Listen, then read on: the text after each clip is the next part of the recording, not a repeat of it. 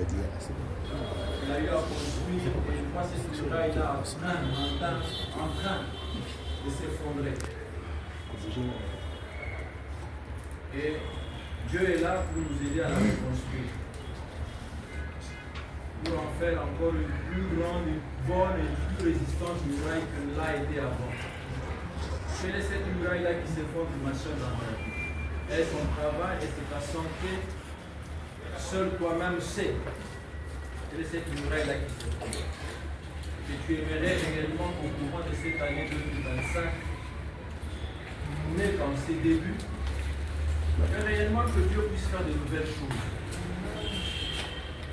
Car il a dit, il le dit dans Ésaïe 43, 18, voici que vous ferez de nouvelles choses.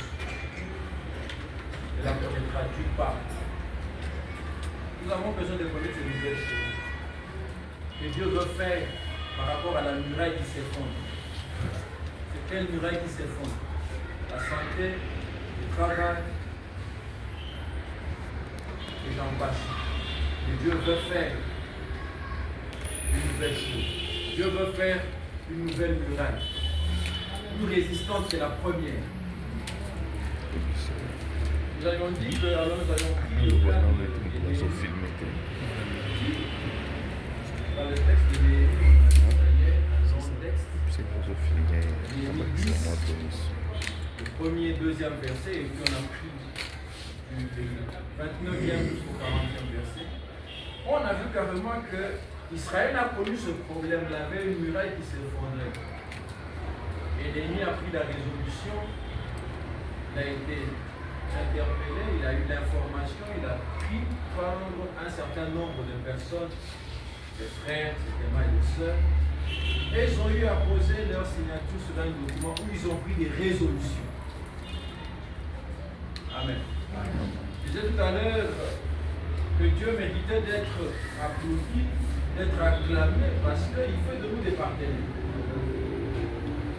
Et voilà que les partenaires de Dieu, que Néhémie et les autres, se sont dit, mais pour que nous puissions reconstruire cette muraille avec l'aide de Dieu, bien sûr, il faudrait qu'on puisse prendre certaines résolutions.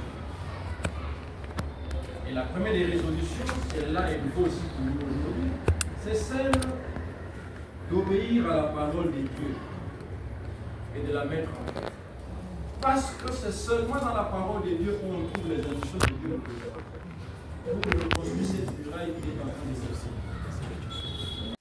La parole de Dieu pour Dieu nous donne les directives. Nous ne pouvons pas reconstruire la muraille par notre propre volonté. Il faudrait que nous puissions la faire par la volonté de Dieu. Et la volonté de Dieu, on ne la retrouve que dans sa parole. C'est là où Dieu nous dicte réellement sa volonté. Et où Dieu nous donne des directives, des lignes à suivre. C'est dans sa parole. Voilà la première résolution si nous voulons reconstruire la muraille. Mon frère, ma soeur, si je veux que Dieu fasse de nouvelles choses pour cette année 2025 qui est en ses débuts, et j'aimerais expérimenter réellement les nouvelles choses que Dieu fera dans ma vie, et que tu veux expérimenter les nouvelles choses que Dieu doit faire dans ta vie, commence d'abord par obéir à sa parole. Et on l'a dit, obéir à la parole de Dieu, ce n'est pas la connaître. Il faut aller au-delà de la connaissance. Il faut la mettre en pratique. Et la deuxième résolution, c'est remettre Dieu en premier dans sa vie. Amen. Parce que si réellement Dieu est notre partenaire, en fait, quand Dieu nous fait des partenaires, c'est pas, je peux dire, c'est par pitié. En principe, Dieu, ce n'est pas con. Dieu, c'est les boss. Dieu, c'est le patron. Il nous amène dans son entreprise. Et dans l'entreprise, le boss doit être mis au devant de toutes choses. Donc, Dieu doit occuper la première place dans nos vies, dans nos cœurs, dans tout ce que nous entreprenons. Dieu doit occuper la première place. As-tu donné dans ta vie à Dieu sa première place? Est-ce que chaque fois que tu as un problème, est-ce que tu recours à Dieu? Et que chaque fois que tu as un besoin, est-ce que tu consultes Dieu? Chaque fois que tu as un projet, est-ce que tu consultes Dieu? Mais tu consultes d'abord le NOCO, tata mwasi quoi pesa yo va décliner mon ça ma solo.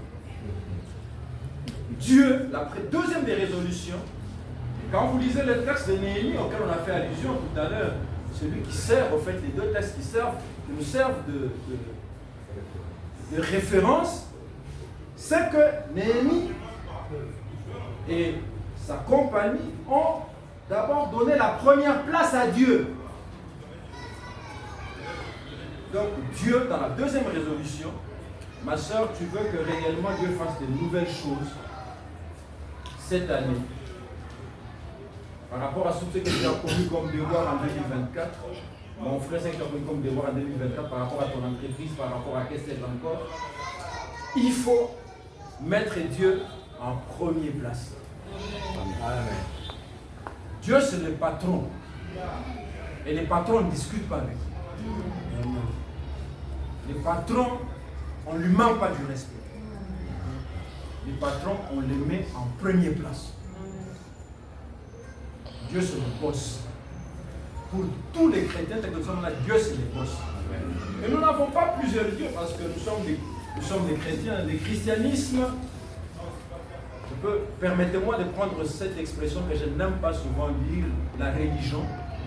Je la prends vraiment entre parenthèses avec des pincettes. Le christianisme est une religion monothéiste.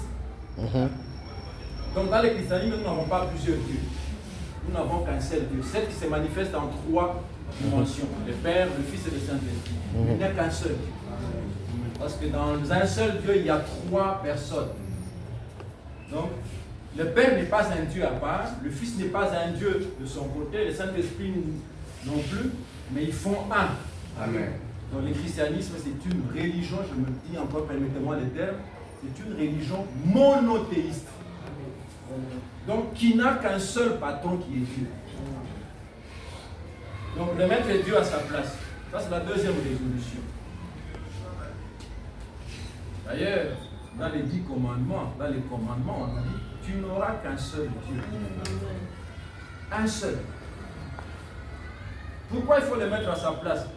Parce que notre Dieu est jaloux. Il n'accepte pas que sa gloire soit partagée avec un autre.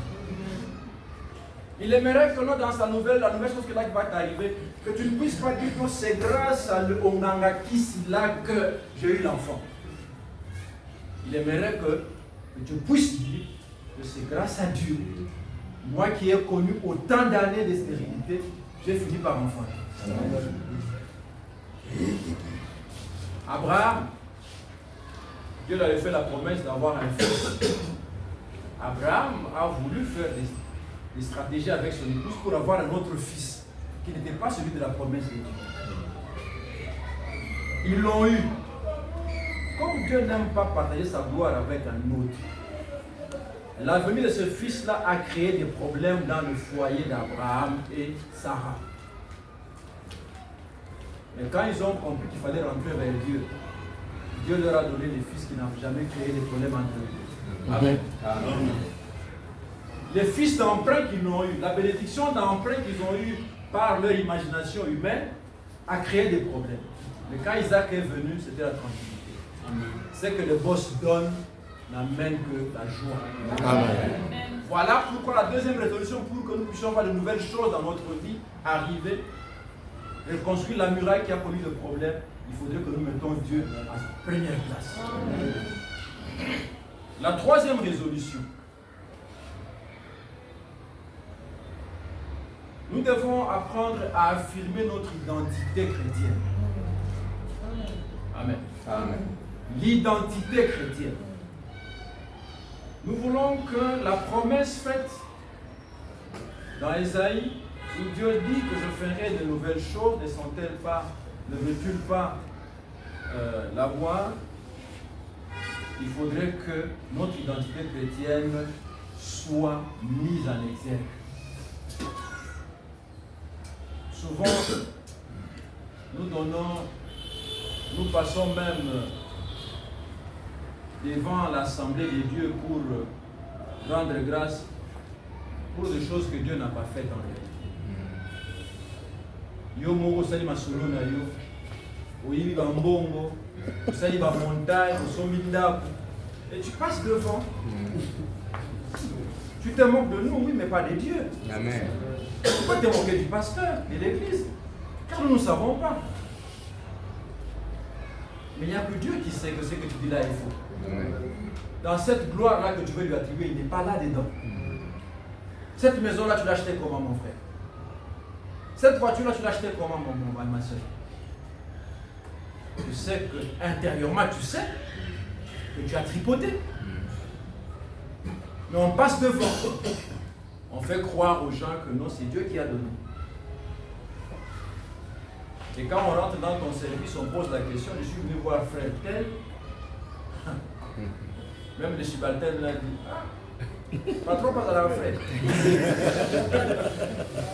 Parce qu'au travail, on ne te connaît pas comme un frère. On ne te connaît pas comme un frère.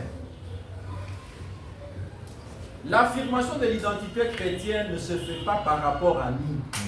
C'est par rapport aux autres. Qu'est-ce que les autres disent de toi? Quand on entre dans ton quartier, qu'est-ce qu'ils disent de toi? Dans ta belle famille, qu'est-ce qu'on dit de toi, ma soeur? Dans le sang. Les messieurs disent que les gens sont à l'eau, ils sont tout au bout. Donc tu n'affirmes pas ton identité chrétienne. Donc pour voir que de nouvelles choses puissent être faites dans ta vie. Troisième résolution, c'est celle d'affirmer son identité chrétienne. Donc cette appartenance totale au Seigneur. L'identité chrétienne, c'est la résolution qu'on prend de laisser Dieu guider notre vie. Amen. En tout et pour tout.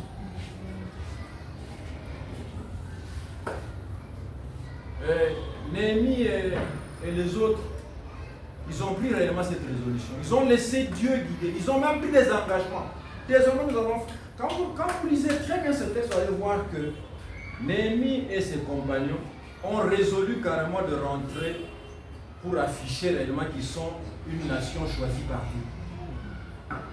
Parce qu'ils se sont écartés de beaucoup de choses. Ils disent désormais nous allons prendre les prémices, nous allons offrir à Dieu. Nous allons faire ceci, nous allons amener des points de proposition. Parce qu'ils étaient en train carrément de rétablir leur relation avec Dieu. Certes, il nous est arrivé à un certain moment de nous écarter de certaines choses.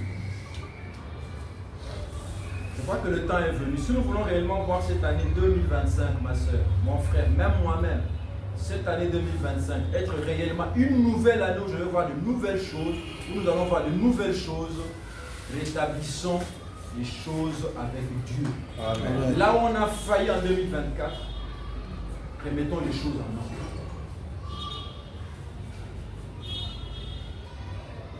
Là où on n'a pas pu faire voir qu'on était chrétien, faisons un effort au travail.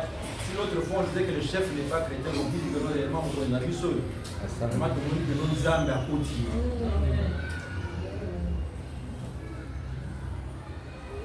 Parce qu'il y a des gens, quand ils arrivent au travail, là c'est compliqué. Hein? Yes. C'est très compliqué. Ils arrivent au foyer, c'est très compliqué. Très très compliqué. Mais Dieu veut, pour faire de nouvelles choses, nous devons prendre la résolution d'affirmer notre identité chrétienne. Alléluia. Très important.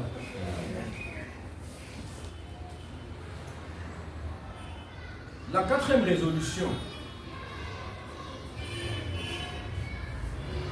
affronter les luttes. Nous devons apprendre à affronter les luttes, les combats que nous avons. Nous devons apprendre à les affronter. Mais pas de n'importe quelle manière. On a dit, en premier lieu, obéir et mettre en pratique la parole de Dieu. En deuxième lieu, mettre Dieu au devant de toutes choses. En troisième lieu, affirmer notre identité chrétienne. Et si nous avons déjà ces trois résolutions, là nous les faisons carrément de manière coordonnée et bien, vous allez vous rendre compte que nous, chaque fois qu'on aura des luttes, on ne les affrontera pas à la manière mondaine. Pas à la manière mondaine. Parce qu'on aura déjà au moins une sorte de sauf-conduit qui nous permettra de les affronter en enfants de Dieu. Tu n'iras pas chercher un prophète qui va dire, ma soeur, tu sais, comme tu as des problèmes de conception, on va faire comme Élie avait fait avec l'enfant. Donc les gens tordent la parole de Dieu, ils partent de là, non, tu vois, il s'est couché sur l'autre. Et l'enfant est revenu à la vie. Donc ma soeur, tu es une grande personne, tu peux comprendre. Donc tu affrontes tes luttes comment ce moment? Parce que tu ne connais pas la parole de Dieu. Tu ne l'as pas intériorisée. Et ton identité chrétienne, tu oublies que ce que l'autre te demande de faire, quand bien même qu'il dirait qu'il est prophète, tant que ça n'encadre pas avec la parole de Dieu, on ne fait pas. On ne fait pas. Tu affrontes ta lutte là comment, ma soeur? Mon frère, j'affronte ma lutte là comment? Quelle est la résolution que je prise? Bien sûr, j'ai pris la résolution d'affronter la lutte, mes luttes, mais je les affronte comment? Pour que réellement Dieu fasse de nouvelles choses dans ma vie.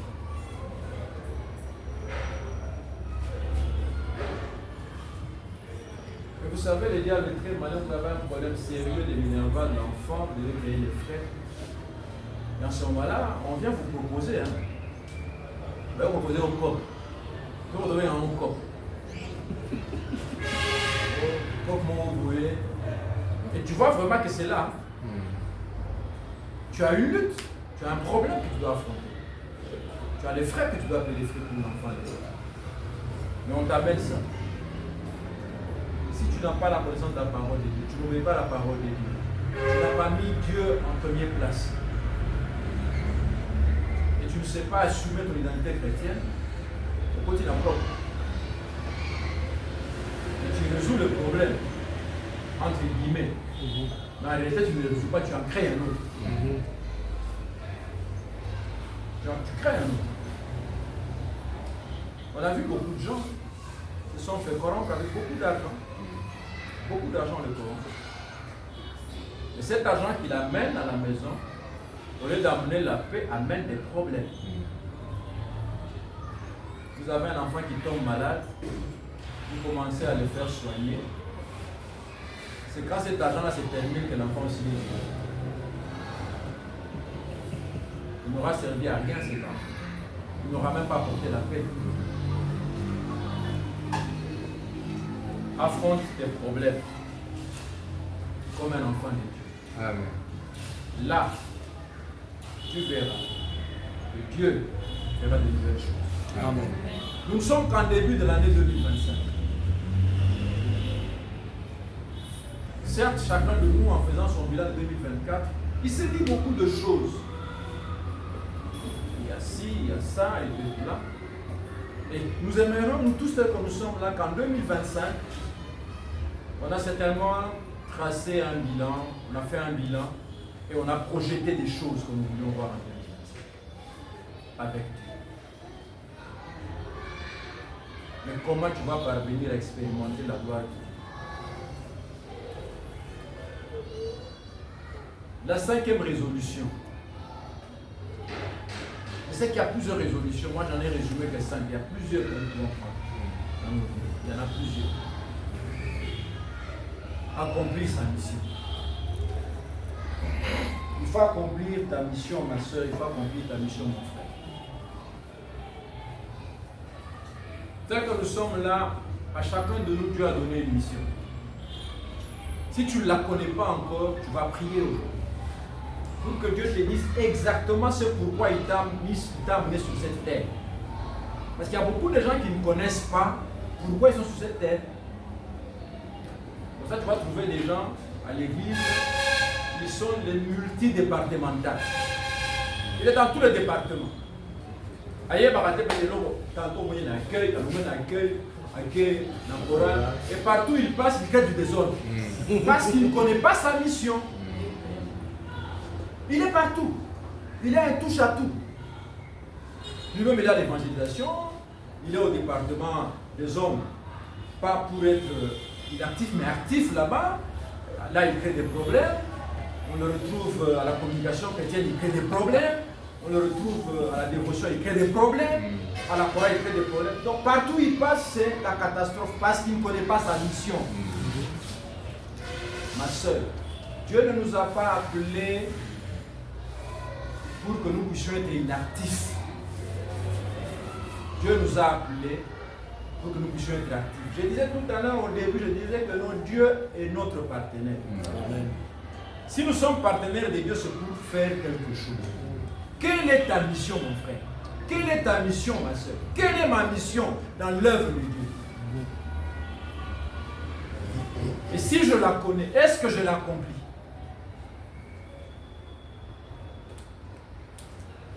Chacun de nous ici a une mission. Certainement, Dieu vous a dit de faire telle chose dans son œuvre.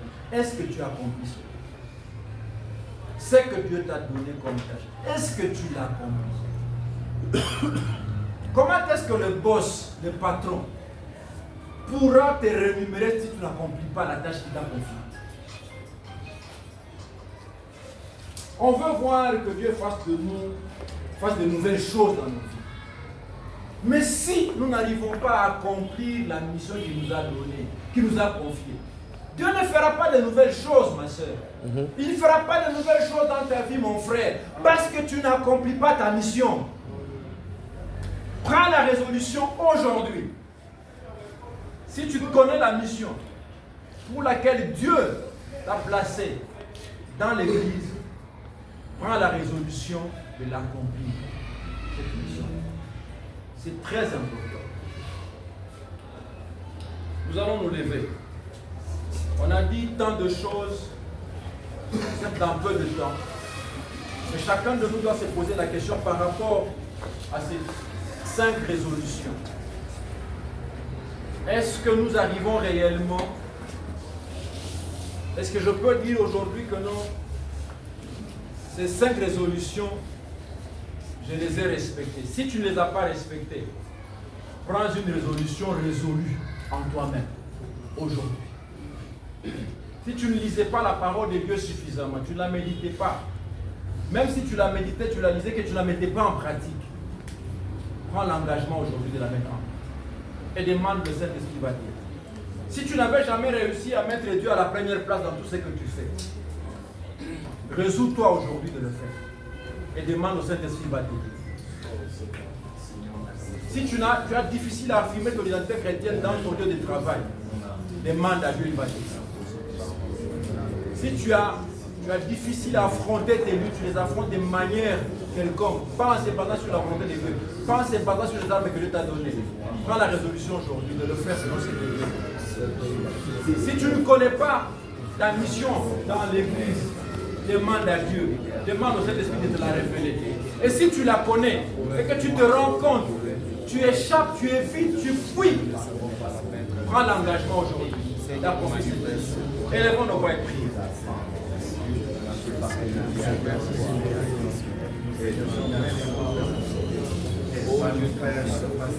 Voir notre part.